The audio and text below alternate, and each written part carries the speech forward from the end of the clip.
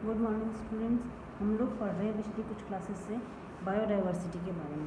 Biodiversity में हमने अभी पढ़ा कि एक्सटिंक्शन ऑफ स्पीसीज़ कैसे होता है। बायोडाइवर्सिटी लॉस का जो सबसे एडवर्स इफेक्ट है, सबसे बड़ा एडवर्स इफेक्ट है, वो है स्पीसीज़ का एक्सटिंक्शन। क्योंकि एक बार एक्सटिंक्शन होने के बाद उसकी जेनेटिक वेरिएबिलिटी भी ख़त्म हो जाती है और स्पीसीज़ कभी भी इवोल्यूट नहीं हो पाती। तो इसको मद्देनज़र रखते हुए जो IUCN एक वर्ल्ड लेवल का ऑर्गेनाइजेशन है जिसने ऐसी स्पीसीज़ की रेड लिस्ट कैटेगरीज बताई, जो कि रेड डाटा बुक उनके द्वारा बनाई गई, जिसके बारे में हम बाद में पढ़ेंगे, उसमें लिस्टेड है। तो IUCN international union for conservation of nature and natural resources, जिसको कि अब वर्ल्ड कंजर्वेशन यूनियन के नाम से जाना जाता है, वो उसका जो हेडक्वार्टर है वो ब्लेंस स्विट्ज़रलैंड में। ये वर्ल्ड वाइड ऑर्गेनाइजेशन है जो कि पूरे विश्व में फ्लोरा और फौना, प्लांट्स और एनिमल्स दोनों के कंजर्वेशन के बारे में काम करता है सभी कंट्रीज़ में समान रूप से। ये जैसे कि मैंने बताया अभी, सबसे बड़ी कोऑर्डिनेटिंग बॉडी है इंटरनेशनल कंजर्वेशन एफर्ट्स की। इसने ऐसी डायरेक्टरीज बनाई है, मतलब इसने पूरे वर्ल्ड में अध्ययन करके ऐसे लोगों को चिन्हित किया, ऐसे लोगों को आइडेंटिफाई किया जो कि कंजर्वेशन के फील्ड में काम कर रहे हैं, और उनकी एक डायरेक्टरी बनाई है जो कि कंजर्वेशन के बारे में, कैपिटिव ब्रीडिंग प्रोग्राम के बारे में और कंजर्वेशन के किसी भी एस्पेक्ट्स के रूप में सिग्निफिकेंट लेवल पे काम करते हैं। उनकी डायरेक्टरी बनाई है जिसमें उसके नाम और एड्रेस दिए हुए हैं, जिससे कि कोई भी उनसे हेल्प लेना चाहे कंजर्वेशन के क्षेत्र में तो वो हेल्प ले सकता है। इसके साथ ही साथ हमने पढ़ा था पहले, एक होती है रेयर स्पीसीज़, मतलब ऐसी स्पीसीज़ जिनकी संख्या बहुत कम रह गई है। जो ये एक बहुत लार्ज स्केल पर IUCN जो है, जिसका कि अब नाम वर्ल्ड कंजर्वेशन यूनियन है, सबसे ज़्यादा काम उन रेयर स्पीसीज़ के कंजर्वेशन के लिए कर रहा है, जिससे कि वो एक्सटिंक्ट स्टेज में या एंडेंजर्ड स्टेज में नहीं आए। उनके कंजर्वेशन के लिए ये जो international union for conservation of nature and natural resources IUCN है, उसने ऐसी 5 कैटेगरीज रेयर स्पीसीज़ की आइडेंटिफाई की 1963, 1984 और 1988, मतलब अनेक वर्षों के, करीब 25 से 25 वर्षों के सतत प्रयासों के फलस्वरूप उन्होंने वर्ल्ड वाइड अध्ययन करके ऐसी 5 मेन कंजर्वेशन कैटेगरीज कलेक्ट की, जो कि मैंने यहाँ पे लिखी हुई भी। सबसे पहले एक्सटिंक्ट, जिसके बारे में अपन ने पहले भी पढ़ा है। एक्सटिंक्ट वो स्पीसीज़ है जो कि अब दुनिया में कहीं भी नहीं पाई जाती, मतलब ऐसी स्पीसीज़ जो पहले बहुतायत से थी लेकिन अब दुनिया में उनका कहीं भी कोई भी एक मेंबर नहीं है। ऐसी लोकेलिटीज़ जहाँ वो पहले पाई जाती थी, या वहाँ ऐसी लोकेलिटीज़ जहाँ वो पाई जा सकती हैं, उन सब का सर्वे किया गया और ये देखा गया कि उनकी कोई भी स्पीसीज़ नहीं पाई जाती। ऐसी स्पीसीज़ को एक्सटिंक्ट स्पीसीज़ की कैटेगरी में रखा, मतलब ये स्पीसीज़ हमारी पृथ्वी से पूरी तरह से लुप्त हो गई हैं और उनके वापस आने की कहीं कोई उम्मीद नहीं है। ये बायोडाइवर्सिटी लॉस का सबसे क्रिटिकल, सबसे एडवर्स एग्जाम्पल है। दूसरा उन्होंने बताया एंडेंजर्ड स्पीसीज़, जो कि उनकी संख्या इतनी कम हो गई है कि वो निकट भविष्य में बहुत ही जल्दी एक्सटिंक्ट होने वाली है। फिर वल्नरेबल स्पीसीज़, जो कि ये एंडेंजर्ड से कम क्रिटिकल स्टेज है, वो कि नियर फ्यूचर में एक्सटिंक्ट हो जाएंगी, क्योंकि इनका साइज़, इनकी जो पॉपुलेशन है, इनका जो नंबर है, वो धीरे धीरे बहुत तेज़ी से कम होता जा रहा है। फिर आती हैं रेयर स्पीसीज़, जिनका कि बहुत कम नंबर में बची हैं। ये कम नंबर कई कारण से हो सकती है, या तो वो पूरे विश्व में कम नंबर पर बची हैं, या फिर वो किसी एक विशेष भौगोलिक क्षेत्र में पाई जाती हैं, या फिर वो किसी विशेष लोकेलिटीज़ में पाई जाती हैं, या उनकी जनसंख्या घनत्व है वो बहुत कम है। फिर 5वीं कैटेगरी है इनसफिशिएंटली नोन स्पीसीज, जो कि इनमें से किसी भी एक कंजर्वेशन कैटेगरीज को बिलोंग करती हैं, पर उनकी संख्या के बारे में पूर्णतया ज्ञात नहीं है कि उनको एक स्पेसिफिक कैटेगरी में डाला जा सके, पर वो इनमें से किसी भी कैटेगरी में अवश्य है, क्योंकि उनकी संख्या बहुत कम रह गई है, रेयर, वल्नरेबल, एंडेंजर्ड या एक्सटिंक्ट। तो 5 तरह की स्पीसीज आइडेंटिफाई की: एक्सटिंक्ट, एंडेंजर्ड, वल्नरेबल, रेयर, इनसफिशिएंटली। फिर 2012 में IUCN ने एक और रेड लिस्ट की कैटेगरी बताई, उसमें उन्होंने सबसे पहले बताया क्रिटिकली एंडेंजर्ड। क्रिटिकली एंडेंजर्ड सबसे ज़्यादा क्रिटिकल जिनकी स्टेज है, जिनमें कि हाई रिस्क कैटेगरी है, मतलब वो बहुत जल्दी ही वो एंडेंजर्ड एक्सटिंक्ट होने वाली हैं, ऐसी स्पीसीज़ को क्रिटिकली एंडेंजर्ड कहा। IUCN red list of wild species में इन सब स्पीसीज़ का नाम दिया गया। उन्होंने 5 क्वांटिटेटिव क्राइटेरिया मतलब 5 ऐसे बेसिस बनाए जिसके आधार पर एक टैक्सॉन को ये बताया जा सकता है कि वो क्रिटिकली एंडेंजर्ड है।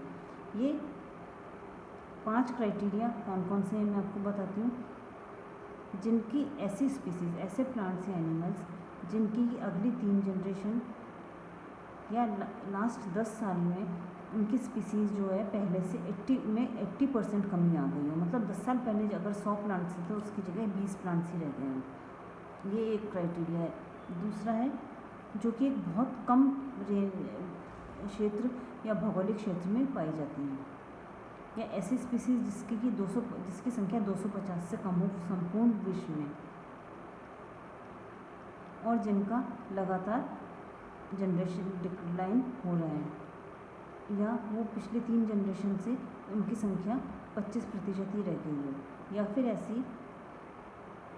ऐसी स्पीसीज़ जिनके की सिर्फ 50 जीवित इंडिविजुअल्स ही बचे हों, या ये हो गया चौथा रीज़न क्राइटेरिया। फिर 5वां है जिनकी की वाइल्ड स्टेज में बहुत जल्द एक्सटिंक्शन होने की बहुत ज़्यादा प्रोबेबिलिटी है। तो 5 क्राइटेरिया हुए जिनकी जो कि स्पीसीज या तो इतनी डिक्लाइन हो गई हैं या आगे आने वाले वर्षों में डिक्रीज़ होंगी कि पिछले 10 सालों में उनकी संख्या 80% कम हो गई है, या जो बहुत कम भौगोलिक क्षेत्र में पाई जाती हैं, जिनके इंडिविजुअल की संख्या 250 ही रह गई है, या जिनके इंडिविजुअल की संख्या 50 ही रह गई है, या वो वाइल्ड स्टेज में बहुत जल्दी डिक्लाइन होने वाली है।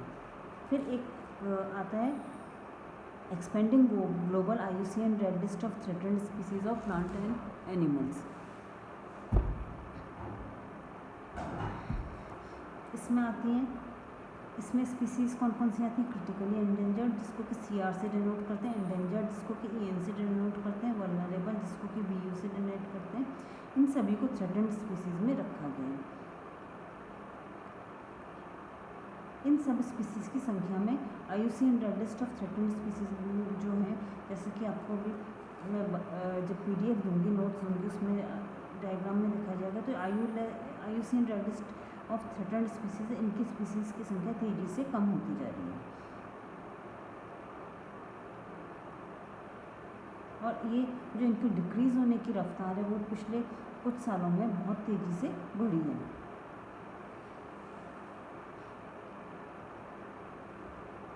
और ये देखा गया कि ये स्पीसीज़ को एक ही कंट्री में नहीं बल्कि सभी कंट्री में, भले ही वो डेवलप्ड हो, डेवलपिंग होंगे या किसी भी तरह से, उन्हीं के सबके थ्रेटेंड स्पीसीज़ की संख्या में तेज़ी से रफ्तार हो सकती जा रही है। और ये सब जो हम आंकड़े देख रहे हैं वो सब तो वह हैं कि जो कि असेस्ड हैं, जिनके के बारे में अध्ययन किया गया। ऐसी बहुत सी स्पीसीज़ हैं जो कि थ्रेटेंड होती जा रही है और उनके बारे में प्रॉपर अध्ययन नहीं हुआ है।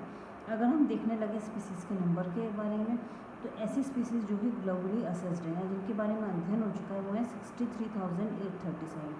उनमें से क्रिटिकली एंडेंजर्ड है 3,947, 3,947, एक्सटिंक्ट है 81, एक्सटिंक्ट इन द वाइल्ड है 63, एंडेंजर्ड है 5,766, 5,746, वल्नरेबल है 10,104, 10,104, नियर थ्रेटेंड है 4,467, 4,467।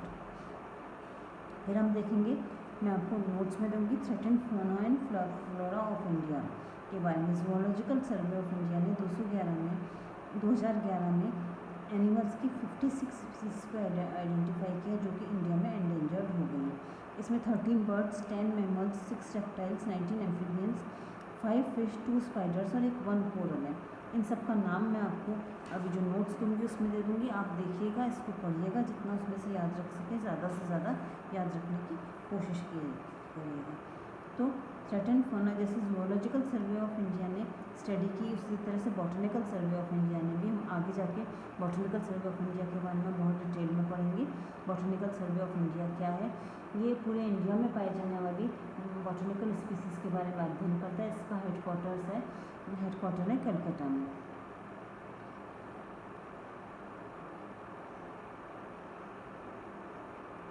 जो बॉटनिकल सर्वे ऑफ इंडिया जिसका हेडक्वार्टर कोलकाता में है, वो एक मॉनिटरिंग एजेंसी है प्लांट स्पीसीज़ के स्टेटस के असेसमेंट के बारे में।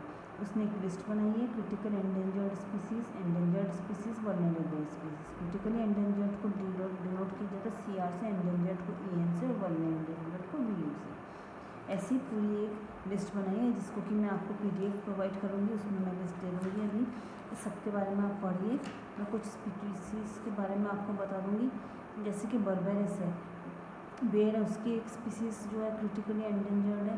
साइकस है, वो साइकस बेडोमाई है, वो एंडेंजर्ड है। फाइकस की कुछ स्पीसीज़ एंडेंजर्ड है। इस तरह से अनेकों स्पीसीज़ हैं जो कि एंडेंजर्ड है। इसके बारे में आप पढ़ना, इनको के बारे में जानने की कोशिश करना। कोई दिक्कत हो तो मुझसे पूछिए और ज़्यादा से ज़्यादा इनका नाम याद रखने की कोशिश कीजिए। नेक्स्ट क्लास में हम पढ़ेंगे बायोडाइवर्सिटी के ऑफ इंडिया के बारे में।